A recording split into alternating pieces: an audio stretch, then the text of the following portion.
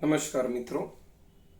आज हम बात करेंगे नॉलेज सीरीज नंबर 15 में। बहुत क्लाइंट हमारे पूछ रहे हैं कि हमें कितना कर्जा लेना चाहिए और हमें फ्लैट ये टाइम पे नया लेना चाहिए या नहीं। तो ये नॉलेज सीरीज नंबर 15 में मैं 3 केस यानी 3 एग्जाम्पल्स, 3 अलग अलग स्टोरियां जो लाइव है, हमारे क्लाइंट की ही है, नाम डिस्क्लोज नहीं करेंगे, लेकिन उनके केस में क्या क्वेश्चन था और क्या मार्गदर्शन दिया गया ये बात करेंगे। Story number 1। एक भाई जिनका कामकाज मेडिकल क्षेत्र का है, मेडिकल की दुकान है, बहुत सारा अच्छा काम है लेकिन मर्यादित काम है। तो उनके केस में उन्होंने पूछा कि वो 1 BHK में रहते हैं, 2 BHK में जाने चाहते हैं, दादर में ही रहते हैं। तो दादर के केस में उनको एडिशनल 1 से 1.5 करोड़ रुपए डालना पड़ेगा और उनकी बचत थी 30 लाख रुपए। एडिशनल इनकम उनको ये साल 45 लाख की होगी।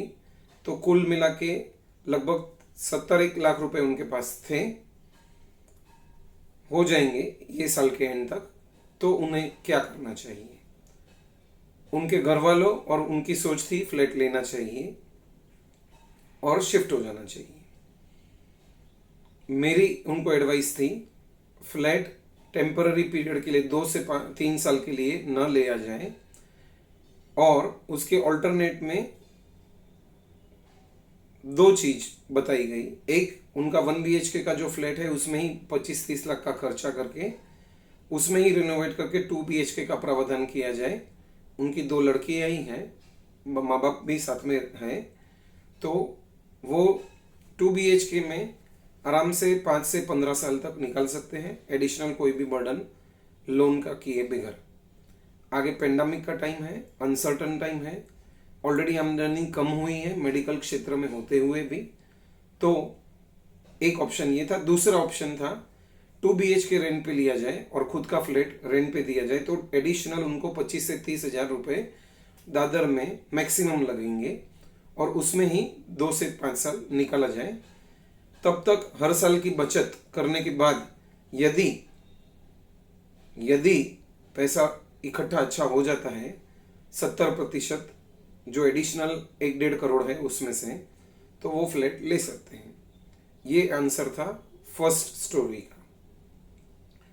सेकेंड स्टोरी एकदम छोटे आदमी की है, इनकम से छोटा और सोर्स ऑफ एसेट से भी छोटा। यहीं पे हमारे नॉन सिक्योरिटी के इंचार्ज के हेड है, उन्होंने 24,500 रुपये इंस्टॉलमेंट पे कर रहे हैं। डोंबिवली में फ्लैट लिया है 2017 में। 18 लाख का फ्लैट था, 1 लाख का इंश्योरेंस जो जरूरी नहीं था वो बैंक ने उनको चिटका के 19 लाख में मोतीलाल ओसवाल से लोन किया गया। 24,500 यानी लगभग 9 लाख रुपए अब तक भर चुके हैं। 3 साल में 3 लाख के करीब प्रति साल।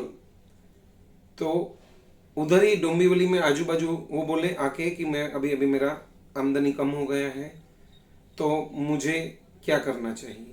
मैं 24,500 रुपये भी नहीं भर पा रहा हूँ। तो मैंने उनको सुझाव दिया कि आजू बाजू कौन सा फ्लैट मिलता है, कितने में मिलता है। तो बोले 4,000-4,500 के बीच में फ्लैट मिलता है।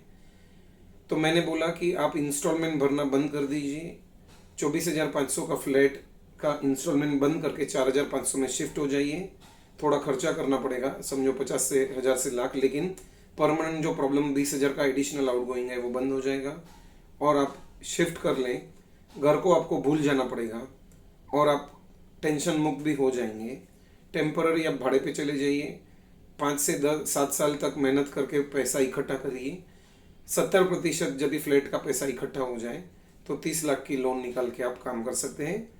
ये केस में 100% लोन पे फ्लैट लिया गया था और मुश्किल आई। तीसरी बात एक गारमेंट के व्यापारी की करूँगा। उनके केस में 3 भाई हैं, 3 भाई में से तीनों भाई का फ्लैट लिया गया। तेजी के टाइम में उन्होंने गारमेंट का भी काम किया और प्रॉपर्टी की लेन देन भी की, अच्छा कमाया और उसमें से 3 फ्लैट हो गए, दुकान लेना बाकी है। कर्जा ऑलरेडी था अच्छा खासा, रकम मैं नहीं बताऊंगा, लेकिन कर्जे का मीटर हर दिवाली टू दिवाली जो आता है वो चुकाना पड़ता है। तो वो केस में उन्होंने खुद के ऊपर ही डिसीजन लिया कि 2-3 फ्लैट में से एक फ्लैट उन्होंने रीसेंट में बेच दिया, और जिससे लोन ली थी उनको लोन रिपेमेंट चालू हो गया। बैंक ओडीसीसी फैसिलिटी है, लेकिन वो एज इट इज रखी है, धंधे में उतना लोन लगेगा क्योंकि आगे धंधा भी करना है। तो वॉलेंटरीली उन्होंने लगभग जो फ्लैट था वो बेच डाला, और उसके 3.5 करोड़ 15 लाख रुपए आए हैं, और उतनी उनका कर्जा कम हो गया। आज सुबह ही वो मुझे मिले थे और आए थे और डिस्कस किया, तो मैंने उनको कॉन्ग्रेचुलेशंस दिया कि फ्लैट जाने का गम नहीं होना चाहिए, लेकिन कर्जा से मुक्ति पाने का खुशी होना चाहिए। और उन्होंने भी अत्यंत खुशी के साथ कहा कि मैं कर्जा मुक्त होने जा रहा हूँ, वो प्रोसेस में हूँ, और फाइनली 1-1.5 साल के अंदर थोड़ा बहुत बाकी का कर्जा भी मुक्त हो जाऊंगा और इंटरेस्ट का बर्डन मेरा नील हो जाएगा। दोस्तों, ये पेंडेमिक का पीरियड चालू है, इनकम आमदनी आइदर जीरो हो गई है, आइदर नेगेटिव चालू है, आइदर बहुत थोड़ी चालू है। Compare to previous it is almost between 10 to 20%, 30% income in case of garment people.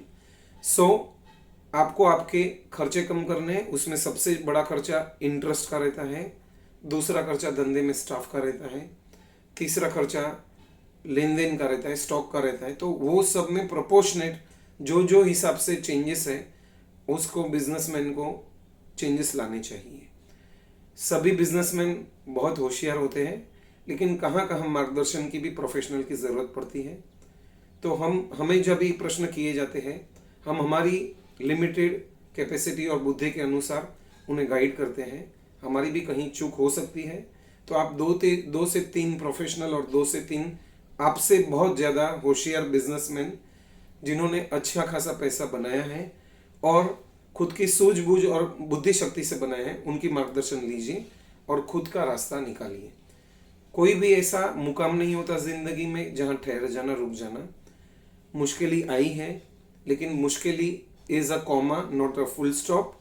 You can start a fresh. आप एक आध चीज कभी कुछ जरूरत पड़ी तो बेच सकते हैं, वापस आप ही कमा के उससे बड़ी चीज भी ले सकते हैं।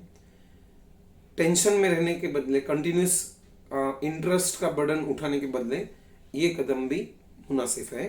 अलग अलग केस में अलग अलग डिसीजन लिया जाता है। ये तो एग्जाम्पल दिए हैं 3, इसको कोई कॉपी पेस्ट ना करे, लेकिन खुद के केस में खुद सोचे, न समझ में आए तो फ्रेंड सर्कल की हेल्प ले। Thank you very much. यहीं पे मेरा ये वीडियो अंत होता है। यदि आपको ये वीडियो अच्छा लगा हो तो अवश्य लाइक करें, सब्सक्राइब करें हमारे YouTube channel CA Hiren Sanghvi, और ज़्यादा से ज़्यादा उसको शेयर करें, कमेंट करें और लाइक करें। धन्यवाद। Thank you very much.